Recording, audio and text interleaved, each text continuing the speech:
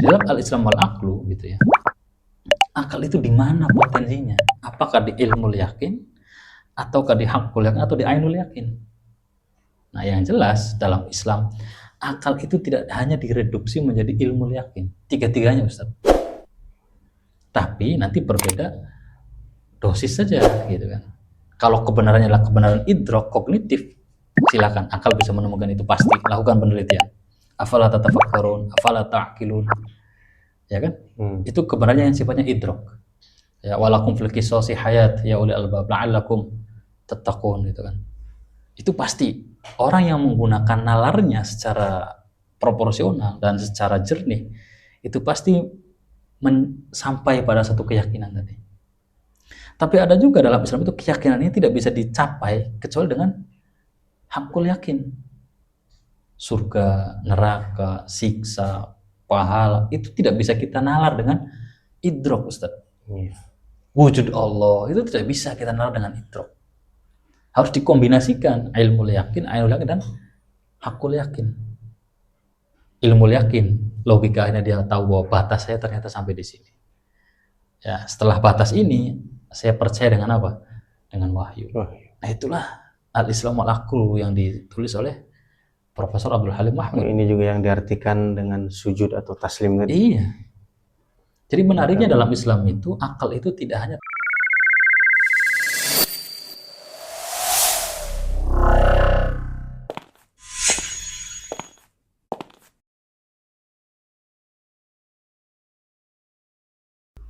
Kalau misalkan dari sisi ilmu dengan keyakinan, yang dari sisi ainul yakin, hakul yakin, ilmu itu yakin. bagaimana? Itu ilmunya.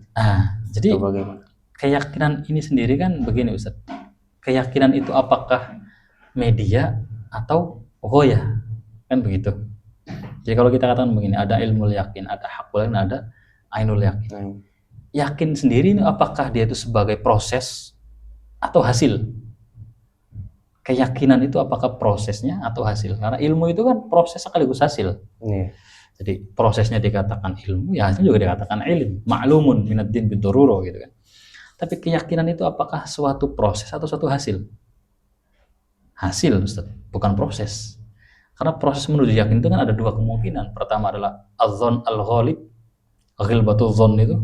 Atau yang kedua adalah ilmu itu. Dua kemungkinan untuk sampai ke yakin. Sehingga ketika keyakinan ini bersumber dari zon yang dikumpulkan jadi satu, atau dengan bahasa modern dikatakan dengan teori induktif, gitu ya. Jadi ngambil materi satu persatu, contoh satu persatu, akhirnya dimunculkan pada zon yang sama. Akhirnya muncul pada satu kesepakatan absolut bahwa ini adalah B. Ya, maka itulah menjadi keyakinan itu B. Nah, itulah yang dikatakan keyakinan sebagai ilmu yakin. Jadi keyakinan ini diperoleh dari apa? Sifat kognitif. Memahami sesuatu. Idrok. Yang mengandalkan nalar. Itu ilmu yakin. Ada lagi keyakinan itu, Ustaz, tidak disimpulkan atau tidak dihasilkan dari apa? Dari idrok, dari kognitif. Nggak harus belajar. Nggak harus S3 sekolahnya. Nggak harus penelitian. Tapi cukup dengan teori empirisme saja. Bagaimana nyatanya? Iya, ini panas, ini dingin, ini manis, ini pahit. Itu kan tidak perlu penelitian disertasi atau jurnal untuk menentukan bahwa gula itu manis, gitu kan. Cukup dia apa? Dirasakan saja. Kita melihat sesuatu, oh ini warnanya merah, hijau, putih, itu kan tidak butuh dengan nalar, sistematika, metodologi, itu kan tidak perlu. Cukup dengan indera. Cukup dengan indera saja. Nah, itu yang dikatakan ainul yakin. Bahwa kita memahami sesuatu dari kebendaannya, dari penglihatannya secara langsung, atau dari kebendaannya. Dan itu tidak membutuhkan idrok, maka dikatakan ainul yakin. Kalau hakul yakin? Nah, kalau hakul yakin itu yang melewati dua hal ini. Kita meyakini bahwa nanti di akhirat ada surga, di akhirat ada neraka, di akhirat ada hisab, di akhirat ada ketemu dengan semua makhluk di padang mahsyar, disuruh nanti ketemu dengan Allah. Nah, itu hakul yakin. Karena apa? Keyakinannya tidak dihasilkan dari idrok dan dari ainul tadi. Tapi dari apa? Sumber kebenaran yang absolut. Itu apa? Al-Quran dan hadis. Nah, terkadang Ustadz, ya, keyakinan ini tidak bisa dibedakan dari tiga sumber. Sehingga dianggapnya keyakinan itu satu sumber saja. Sehingga banyak yang bertanya, wah itu kan belum pasti, kenapa harus diyakini? Nah itu kan. Nah dia katakan belum pasti karena spektrumnya atau karena indikatornya adalah idrok. Sampai kapanpun Ustadz, secanggih apapun penelitian, secanggih apapun jurnal, itu tidak akan bisa membuktikan gula itu manis kalau tidak dirasakan. Tapi untuk membuktikan bahwa gula itu manis dan itu menjadi valid 100%, tidak perlu jurnal, tidak perlu penelitian, tidak perlu disertasi, cukup langsung dicicipi saja. Ini menunjukkan bahwa keyakinan itu berbeda sumber, akan beda apa? Beda nomenklatur. Maka menurut saya adalah untuk menilai surga dan neraka, ya jangan melibatkan idrok, jangan melibatkan ain, tapi libatkan apa? Hakul yakin itu. Logikanya tadi, 2 tambah 2 sama dengan 4, itu kan keyakinan yang dibuktikan secara apa? Apakah secara empiris, apa secara logik? Itu kan secara empiris dulu, ya kan? Baru akhirnya dibentuklah suatu keilmuan dengan sudut pandang matematika, ya kan? Yang sumbernya adalah dari apa? Alam, nature, gitu kan? Dan ini berbeda dengan keyakinan yang mengatakan bahwa hukum ini halal, hukum ini haram. Karena bukan nature sumbernya, tapi apa? Idrok atau ilmu yakin itu. Ya masa ketika semua mujtahid sepakat ini haram, kok ujuk-ujuk ada yang mengatakan boleh, itu benar. Nah, itu kan sudah jelas melawan keyakinan. Nah, terkadang ya kita itu memahami bahwa ini keyakinan, tapi kita tidak paham bahwa sumbernya bagaimana.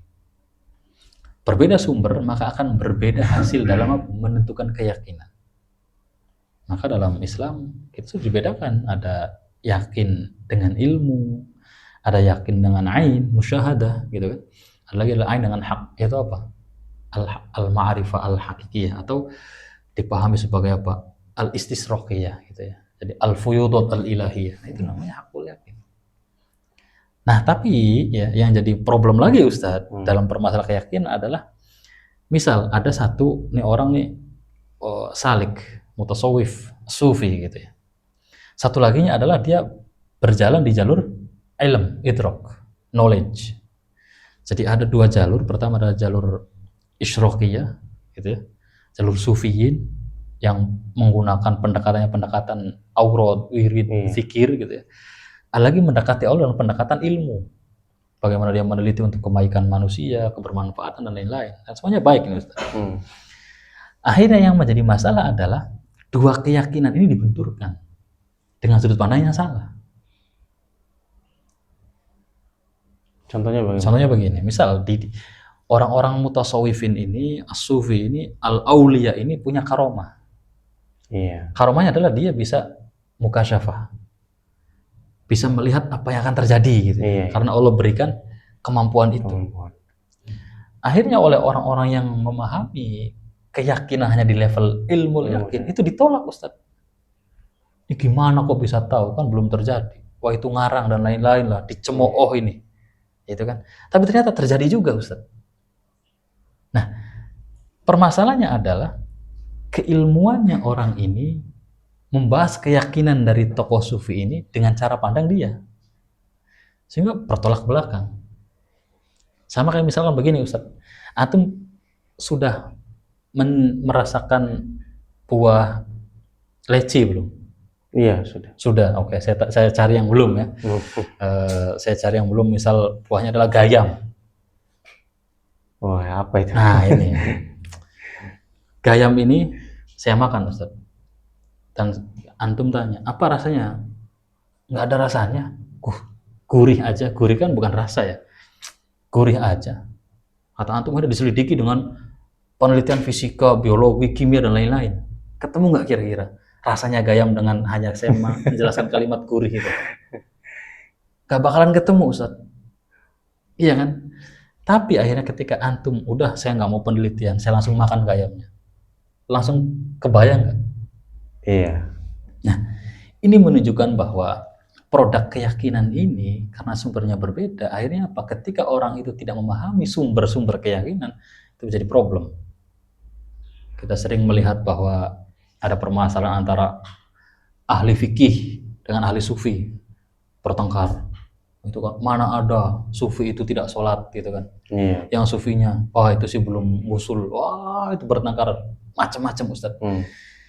Saya rasa permasalahan ini muncul dari sumber keyakinan tadi.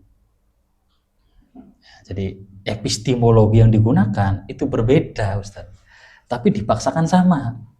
Ontologinya berbeda dengan epistemologi yang dipaksakan satu, itu kan nggak mungkin juga. Kita menjawab persoalan matematik dengan menggunakan epistemologi fisika itu kan pasti banyak kesalahan meskipun masih satu rumpun. Kita menjawab teori geografi dengan teori geologi itu kan pasti juga tidak menghasilkan satu keyakinan yang pasti.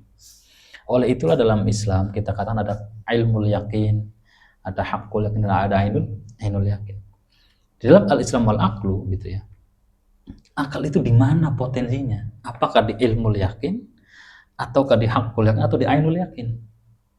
Nah, yang jelas dalam Islam akal itu tidak hanya direduksi menjadi ilmul yakin, tiga-tiganya Ustaz. Tapi nanti berbeda dosis saja gitu kan. Kalau kebenarannya adalah kebenaran idrok kognitif, silakan akal bisa menemukan itu pasti, lakukan penelitian. Afala tatafakkarun, afala ta'qilun. Ya kan? Itu kebenarannya yang sifatnya idrok. Ya walakum fil qisasi hayat ya ulil albab la'allakum tattaqun gitu kan. Itu pasti orang yang menggunakan nalarnya secara proporsional dan secara jernih itu pasti sampai pada satu keyakinan tadi. Tapi ada juga dalam Islam itu keyakinan ini tidak bisa dicapai kecuali dengan hakul yakin. Surga, neraka, siksa, pahala itu tidak bisa kita nalar dengan idrok Ustaz. Wujud Allah itu tidak bisa kita nalar dengan idrok. Harus dikombinasikan ilmu yakin, ainul yakin dan hakul yakin. Ilmu yakin, logikanya dia tahu bahwa batas saya ternyata sampai di sini. Ya, setelah batas ini saya percaya dengan apa? Dengan wahyu. Nah, itulah al-Islam wal-aqlu yang ditulis oleh Profesor Abdul Halim Mahmud. Ini juga yang diartikan dengan sujud atau taslim tadi. Iya. Jadi menariknya dalam Islam itu akal itu tidak hanya terbatas pada kognitif. Tapi bagaimana akal ini akhirnya apa? Bisa bukan menjangkau atau bisa memahami, tapi bisa merasakan bahwa hal-hal sifatnya metafisik itu ternyata tidak bertentangan kok dengan akal. Tidak bertentangan dengan logik manusia. Karena logika saya ada batasnya itu apa? Di ilmul yakin. Ainul yakin saja sudah tidak menggunakan akal Ustaz, secara independen ya. Maka akalnya harus dikombinasikan dengan apa? Dengan tajribi, dengan kenyataan yang terjadi. Gitu kan. Dan ditambah hakul yakin. Akalnya ditambah dengan apa? Wahyu. Nah, akhirnya akal itu tidak menolak wahyu atau tidak mengkritik wahyu Ustaz. Posisi akal itu hanya sebatas apa? Kata Allah, ya silakan akalmu dipakai untuk jadi menganalisis semesta, menganalisis nature-nya, naturalnya, alami yang dianalisis, silahkan pakai akalmu. Tapi kalau kamu sudah menganalisis metafisik, hal-hal gaib, yang ada kan apa? Mengingkari itu semua. Karena tidak bisa tercapai dengan apa? Dengan logika murni akal tadi. Maka Immanuel Kant itu kan punya teori akal itu kan banyak Ustaz. Ada teori akal murni, teori akal praktis, dan teori akal budi gitu kan. Itu kan sebenarnya gitu. Sebenarnya kalau dikatakan itu nyontek ilmu Islam itu bisa dibuktikan gitu loh. Karena sebelum Immanuel Kant, Islam sudah membagi akal itu dengan posisi yang seperti tadi. Kapan akal ini praktis, kapan akal ini akal teoritis, kapan akal ini akal budi gitu kan. Itu dari zaman Nabi Muhammad sudah dijelaskan seperti itu. Dalam surat Al-Hakumut Takatsur gitu kan. Dijelaskan ilmu yakin, ainul yakin itu kan. Nah, ini menunjukkan bahwa sekali lagi saya pengen tegaskan di sini bahwa al-aqlu indal Islam itu bukan al-aql al-mahad. Tapi akal yang sifatnya adalah menjadi idrok. Yang kedua akal yang sifatnya beririsan dengan musyahadah, empirism. Dan yang ketiga adalah akal yang beririsan langsung dengan apa? Dengan wahyu. Dan ketiganya itu ketika kita kombinasikan dengan proporsional akan kita pahami suatu proses atau suatu hasil dari nalar menjadi ilmu yakin, ainul yakin dan hakul yakin. Nah, apa-apa yang dirangkum dalam hakul yakin, ya kita harus menggunakan teorinya, bukan teori idrok, bukan teori ilmu yakin Ustaz, tapi harus lebih baik lagi. Ya ibarat S1, S2, S3 gitulah. Harus ada multidisiplin, harus ada transdisiplin gitu kan. Yang akhirnya menjadikan bahwa kemampuan manusia itu sesuai dengan apa? Dengan arahan Allah Subhanahu wa taala. Maka masalah yang sering kali terjadi adalah bahwa manusia itu tidak memahami ya keyakinan dan ilmu itu bagaimana gitu kan. Apa keyakinan itu proses atau keyakinan itu hasil? Terus bedanya ilmu dengan ma'rifat itu bagaimana gitu kan. Terus batasan keyakinan itu apa? Macamnya bagaimana? Ilmu itu di batasnya apa? Macamnya apa? Klasifikasinya bagaimana? Ya, saya rasa kalau orang mengerti itu semua ya tidak perbedaan di dalam permasalahan agama Ustaz. Semuanya adalah taslim dengan urusan agama. Itulah yang akhirnya ditulis oleh Al-Ghazali dalam kitab Al-Munqidh min ad-Dhalal itu kan. Tahaffutul Falasifah, Al-Kimya Sa'ada, Al-Qistasul Mustaqim, Mi'yarul Ilm, Mizanul Amal. Itu kan Al-Ghazali menulis itu semua itu untuk apa? Bahwa kalau Islam tidak ditulis nih masalah-masalah kayak gini, di kemudian hari bakal hancur gara-gara apa? Ada syubhat-syubhat yang mencampurkan antara ilmu dengan ma'rifat, ma'rifat dengan yakin, ilmu dengan zon dengan syak, syak dengan waham. Itu akhirnya Pak Al-Ghazali kan sudah membuat itu semua. Jadi kalau kita merujuk ke Al-Ghazali, ya saya rasa tidak perlu merujuk ke filsafat Barat. Karena filsafat Al-Ghazali itu sudah merangkum Barat dan Timur Ustaz, menjadi satu. Tidak hanya menjadi ahli logika, ahli ibadah juga gitu kan. Sufi juga, semuanya ada di karya Al-Ghazali. Malahan ustadz-ustadz antum, guru-guru antum itu kan mengatakan bahwa kalau kitab di dunia semuanya hilang dan tersisa hanya Ihya, cukup, ya kan? Sebagai bukti bahwa ilmu Islam itu selalu apa? Selalu up to date, selalu valid. Itu kan saking ultimate-nya keilmunya siapa? Al-Ghazali. Ya gimana antum melihat ini kira Ustaz? Jadi secara tidak langsung orang-orang yang berpikir idealisme itu menolak metafisik. Atau idealisme itu justru berangkatnya dari metafisik. Tapi bukan metafisik yang dipahami oleh Islam ya. Iya. Yang dia pahami dengan pemahaman dia sendiri. Karena dia tidak menemukan istilahnya, karena dia tidak ada sumber wahyu, sumber kebenaran absolut. Ya dia buatlah satu kalimat idealisme, alam idea gitu kan. Jadi secara tidak langsung mereka tidak atau mengingkari dalam tanda kutip yang mengingkari alam gaib seperti itu. Kalau kita misal merujuk pada Socrates. Socrates itu kan aliran filsafatnya adalah aksiologi. Jadi dia justru berangkat dari alam-alam idealisme.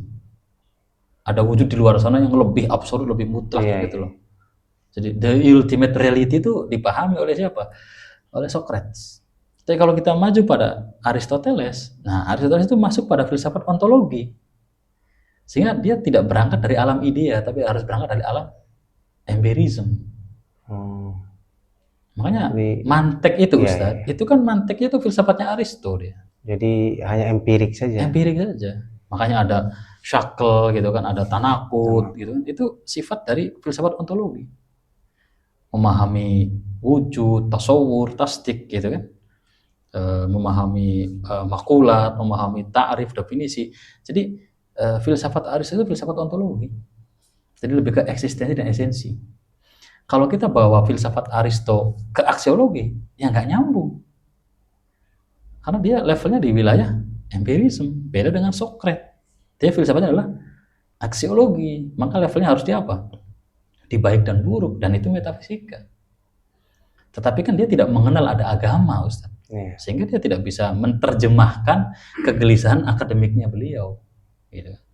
Nah di epistemologi, ya kayak Immanuel Kant, gitu kan, Bertrand Russell, itu aliran filsafat yang di epistemologi. Gitu. Jadi bukan filsafat tanpa agama, tapi yang memiliki nilai atau esensi justru filsafat yang beragama, begitu. Nah ini bagaimana nih pandangan seperti ini? Saya itu agak ini Ustaz, kalau ada kalimat agama itu saya itu agak kritis gitu. Bagaimana? Karena kan agama itu kan bukan keluar dari tradisi Islam. Iya, agama ini umum, maksudnya bukan hanya Islam. Nah, Kristen pun seperti itu. makanya permasalahannya adalah begini, kalau agama itu umum, apa sih arti agama? Sehingga muncul agama-agama yang seharusnya tidak menjadi agama gitu loh, tapi jadi agama gitu kan. Iya. Contoh, kita melihat mungkin dulu agama itu kan cuma 5 ya. Tapi sekarang kolom di agama itu lebih banyak. Ada Iya, iya. agnostik, ada ini dan lain-lain, semuanya itu banyak. Nah, saya berangkat dari agama itu apa sih? Kok bisa nggak ada batasannya ini loh? Sedangkan dalam teori mantik saja, teorinya Aristoteles itu harus jelas dulu dong. Hati itu cakupannya, batasannya, itu kan? Yang kita ketahui agama itu ada yang al-adyan as-samawiyah, ya kan? Jadi agama yang memang memiliki kitab, termasuk Injil, Zabur, Taurat, nah itu. Nah itu kalau sudah menggunakan teori muqaranatul adiyah. Iya, iya. Tapi kalau kita menggunakan teori aqidatul muslimin, sudah bukan begitu lagi itu. Tentang teori ad-din itu. Makanya kan sangat rancu sekali Ustaz. Karena tidak ada batasan yang jelas agama itu apa. Apakah agama bisa diartikan dengan kepercayaan? Nanti orang yang percaya Tuhannya batu jadi agama ateisme, Iya. dinamisme.